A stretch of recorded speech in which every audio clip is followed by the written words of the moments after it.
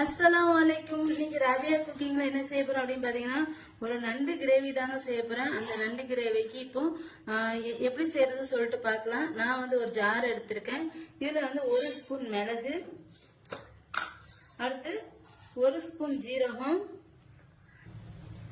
3 காஞ்ச மிளகாய்,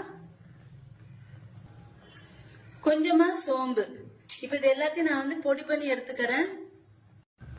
இப்ப இந்த மாதிரி இது பொடி பண்ணதுக்கு அப்புறம் இதுல கொஞ்சம் கருவேப்பிலை, அடுத்து வந்து ஒரு 5 சின்ன வெங்காயம், இதையும் சேர்த்து தண்ணி ஊத்தாம இதை வந்து அரைச்சி எடுத்துக்கணும். பாருங்க, இந்த மாதிரி அரைச்சி எடுத்துக்கணும். இப்ப இது எல்லாத்தையும் எப்படி செய்யுதுன்னு சொல்லிட்டு பார்க்கலாம். இப்ப நான் வந்து ஒரு பேன் வச்சிருக்கேன். இதுல வந்து கொஞ்சம் எண்ணெய் வந்து ஊத்திக்கிறேன். இப்ப இந்த எண்ணெய் காஞ்சதுக்கு அப்புறம் இதுல கொஞ்சம் கருவேப்பிலை போட்டுக்கிறேன். போட்டுட்டு